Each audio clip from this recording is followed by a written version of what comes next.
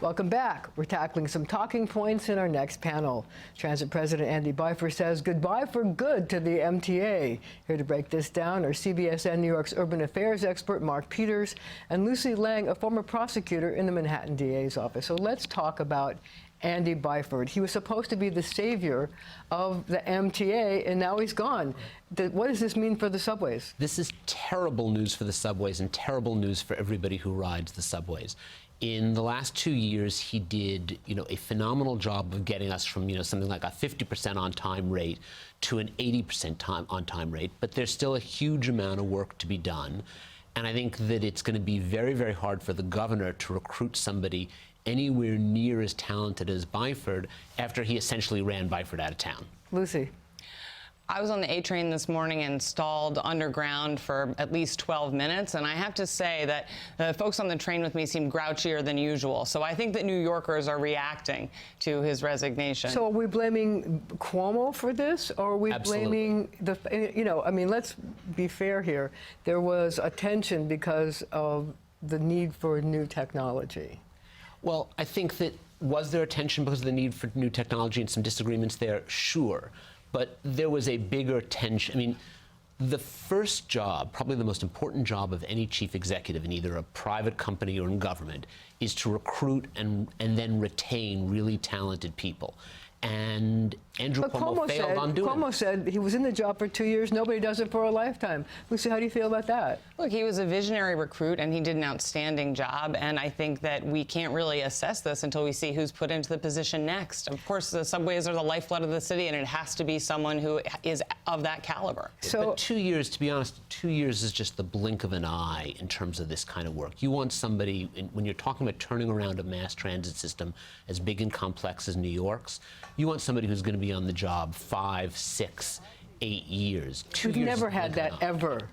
But look at the situation we're in. That's the kind of time span it takes to do this kind of turnaround, and you need somebody who's going to be there for that whole thing. So I think the idea that 2 years was enough time is just not right. A 30% turnaround rate is pretty astounding in 2 years, and hopefully his successor can do the same, and look where we'll be then. Right. It certainly is, and I give him tremendous credit for what he did, but everything that he did is still not nearly enough, and that's not to take away credit from him.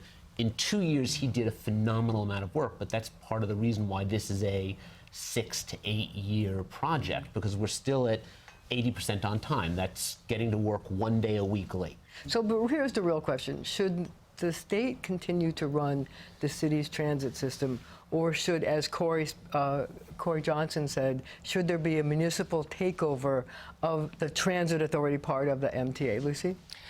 I think it really does need to be collaborative. There are funding questions, there are management questions, there are personnel questions, and to my mind, this is something that has to be handled on a state and city level. I think that that's probably right, especially in terms of the funding questions. In an ideal world, if you could work out the funding questions and the personnel questions, would it be better if New York City had autonomous control of its subway system? Absolutely. But I agree with you. I'm not sure how you get there given the funding, the personnel, and the capital questions involved. And does any mayor have the ability to understand the transit system? Well, whether a mayor does, a mayor at least is more directly accountable for these kinds of things than a governor is. I mean, a governor, either way. Except for this governor who's like a gearhead who pays attention to this. Well, but this governor is also, if this governor were really, really paying attention, he would have done everything in his power to keep Andy Byford happy and on the job. So let's talk to politics. We have a situation where the wife of the mayor of the city of New York, Chirlane McCray, is eyeing a run for Brooklyn Borough President. Is this a good idea, a bad idea? How do you feel about it, Lucy? I'm a Manhattanite, so I can't say that I have a deep sense of what Brooklyn wants in terms of their borough president. I think that there is always a question when someone puts forward a spouse for a position within their jurisdiction. But my hope is that the people of Brooklyn will choose the best possible person to serve in that role.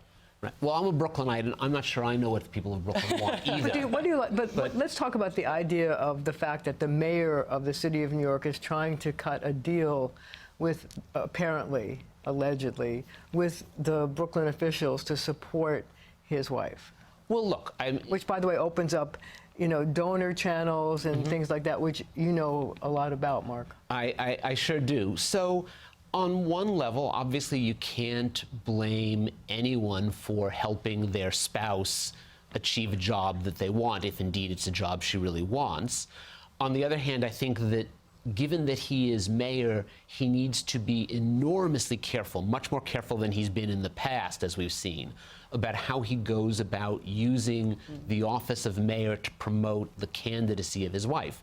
And as we know from a bunch of reports that have come out, including one from the agency I used to run, he's not been sufficiently careful in the past. So, keeping along the Brooklyn theme, Brooklyn Borough President Eric Adams gave a fiery speech this week attacking what he sees as the evils of gentrification, saying that some people should go back to Iowa and Ohio. Let's take a listen to what he said. You were here before Starbucks. You were here before others came and decided they wanted to be part of this city. Folks are not only hijacking your apartments and displacing your living arrangements, they displace your conversations and said the things that are important to you are no longer important, and they decide what's important and what's not important. Go back to Iowa, you go back to Ohio. New York City belongs to the people that was here and made New York City what it is. And I know I'm a New Yorker. I protected this city. I have a right to put my voice in how the city should run. So here's the question. Was this a mistake or part of his 2021 campaign for mayor? Is the question whether it was aimed at Councilman Johnson? No, I think the question really has to do with, given the rise in hate crimes and things like that, and the concern of many in this city and this state about hatred and lack of tolerance, saying that people from Iowa and Ohio and other places should go back can foment more hatred. And is this a responsible thing for somebody who's running for mayor to say? Now, do you think he made a mistake, or is this part of a calculated campaign issue? Because there are a lot of people who are worried about gentrification in this city. And it's not just limited to Brooklyn. I mean, gentrification is going on in all 5 boroughs. So I do think it was a mistake. I think it was, clearly an inappropriate thing to say. He's admitted as much by walking it back. He only walked it back after he was criticized. True, but he could have leaned into it and said, no, I really meant it. Look, obviously gentrification is a real issue. Obviously one of the existential crises facing New York City is the lack of affordable housing. But the way that you deal with that is not by telling people go back to Iowa, it's by building more affordable housing. Lucy. I admire Eric Adams' service as a police officer and as a public servant. I agree with Mark that this kind of vitriol really doesn't have a place in our city and amongst our public servants, and I think that he's acknowledged as much. I do think that we have to be really mindful about how we bring this kind of divisive conversation into the public sphere, because if he, for example, had been referring to immigrants from other countries, there would have been perhaps an even greater outcry in response. And the way I see it, really New York's great strength is our diversity, and the suggestion that anyone who comes here shouldn't be welcomed undermines that really core part of our identity as New Yorkers. Hey, Mark, do you think we're guilty of over-gentrification in this city?